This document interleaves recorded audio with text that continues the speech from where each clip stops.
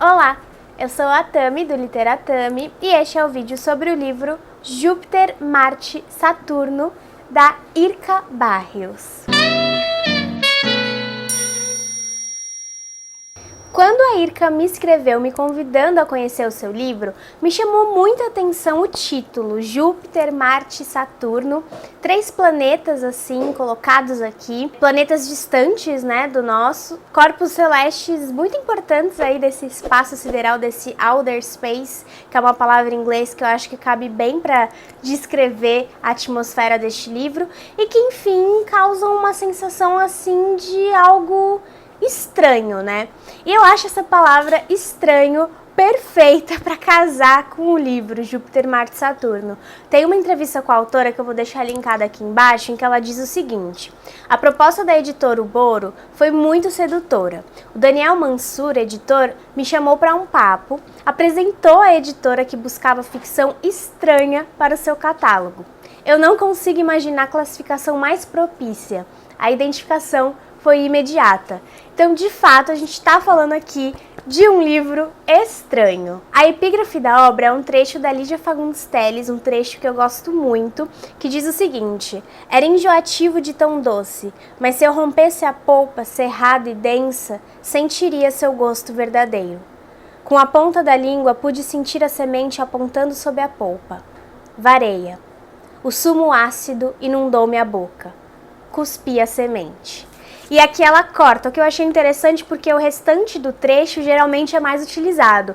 Mas eu gostei muito que ela tenha escolhido exatamente essa parte, porque eu acho que também diz muito do movimento que ela vai fazer aqui com esses contos, que é justamente o movimento de extrair o sumo ácido de um real completamente interrompido pela presença do insólito. O conto inicial do livro é O Coelho Branco, e ele traz a revelação de algo obscuro que se dá por uma reconfiguração temporal, como se a gente estivesse assistindo a uma fita em rebobinação, sabe? Não na ordem correta, mas as coisas acontecendo ao contrário. Isso dá uma impressão de estranhamento que já se institui aqui logo no início, né? No primeiro conto do livro. O inexplicável então se instaura, inaugurando essa aura perpétua do livro, a aura que vai do início ao fim, essa aura de estranhamento tomando conta das narrativas. E, como indica a frase final deste conto, é tarde, é muito tarde, depois que a gente começa a ler, já não dá mais para voltar atrás. A partir daí, é sempre o susto, o temor e a morte. Um dos contos iniciais aqui do livro tem como primeira frase: a morte, quando chegou, se impôs como um vendaval. Eu acho que essa frase vale para todos os contos aqui do livro. Depois da sua primeira aparição, a morte se faz um tema que as narrativas perseguem, uma presença, sabe? A morte ou de alguém, ou de alguma coisa, de um sentimento, de uma situação que é um catalisador ali da trama, das tramas. E pouco a pouco, os contos vão ficando então cada vez mais assombrosos, mais perversos, acho que até demoníacos, não seria um exagero dizer. E assim, de fato, perturbadores, sabe? A gente está falando de textos que nos perturbam e que usam como recurso para estender esse mistério, essa perturbação que segue vibrando, mesmo depois da leitura, ecoando ali tempestuoso, a suspensão. Então estes são contos que terminam, a maioria deles, em suspensão, que é algo também bastante ligiano e que eu particularmente adoro. E eu gosto muito dessa imagem da morte se impondo como um vendaval, porque tem muito uma associação a forças indomáveis da natureza aqui no conto, dos acontecimentos centrais de cada narrativa a essas forças indomáveis, né? Então a tempestade, o vendaval e o animal, o animalesco também aparece aqui, é como uma chave do estranhamento, indicando a presença do sobrenatural, que muitas vezes brota de dentro das próprias personagens. Elas mesmas são o berço do estranho, a origem do insólito aqui nos contos, e a gente tem então os animais aparecendo aqui e ali como indicativos dessa estranheza que toma conta de tudo. E o fato de o estranho muitas vezes brotar dos próprios personagens nos deixa meio incertos quanto à veracidade desse horror, né? Que pode ser até um elemento psicológico, já que ele aparece para pessoas específicas ali, né? Essa incerteza também potencializa a sensação de estranhamento e de temor que os contos causam, mas ela é quase que completamente botada abaixo diante da agonia e das reações físicas que nós sentimos enquanto lemos os contos. A gente fica com aquela sensação de que aquilo é o horror de fato, que não tem nada inventado, mas que se trata de um horror real, ainda que ele não se explique. Então tem essa materialidade do terror que não deixa dúvidas de que aquilo realmente está se passando, sabe?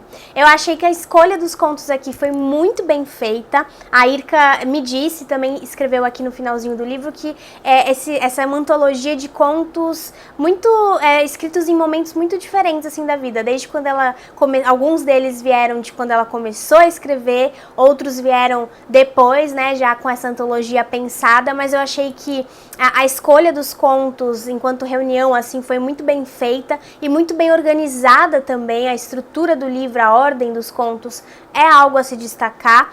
O conto final, que é o que intitula a obra, né, Júpiter, Marte, Saturno, dialoga com contos anteriores e encerra em si as características primordiais desse conjunto da obra. Enquanto eu lia, em vários momentos me veio à mente a literatura da Mariana Enríquez, os seus contos, especialmente pelo efeito que eles causam, né? Os contos da Mariana e os contos da Irka. Eu acho que tem muito uma sensação meio parecida, assim, que fica, né, depois, enquanto a gente está lendo e ao final também, e porque elas ambas pontuam a classe como um elemento de ambientação desse estranhamento, desse horror, desse insólito que se instaura na vida das personagens. Aí até tem aqui também uma referência ao acontecimento central do conto As Coisas que Perdemos no Fogo, que dá nome ao livro, acho que é o primeiro livro da Mariana Enríquez lançado aqui no Brasil. Tem vídeo aqui pra ele no canal também, é um livro que eu gosto muito. Então eu consegui enxergar essa conexão, essa correspondência da literatura da Irka com a da Mariana Enríquez e então inscrevê-la numa espécie de produção latino-americana contemporânea, né, de contística, de contos escritos por mulheres principalmente. Eu acho que a Irka conversa bastante com seus pares nesse sentido, e eu saí desse livro querendo muito ler outras coisas dela. Eu acho que a Irka escreve muito bem, além de escrever muito bem, eu sinto que ela tem um projeto já bastante consistente, né? Ela escreveu um romance que foi finalista do Prêmio Jabuti em 2019, se eu não me engano, que também tem essa coisa do estranho, do terror. Então eu acho que ela tem tudo para se consolidar como um dos grandes nomes aí da literatura brasileira contemporânea nesse ramo, que eu gosto pra caramba.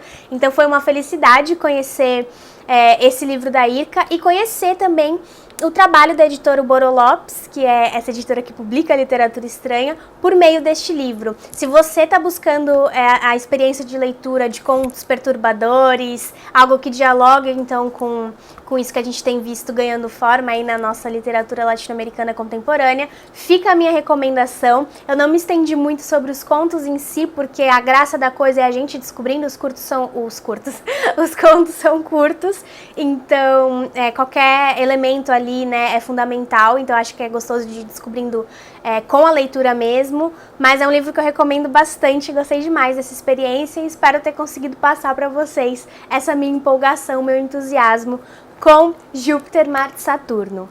Se você gostou do vídeo, não se esqueça de curtir, comenta aí embaixo caso já tenha lido este ou o livro anterior da autora, ou indicando também outros nomes da nossa literatura latino-americana que trabalhem com terror, com horror na sua contística.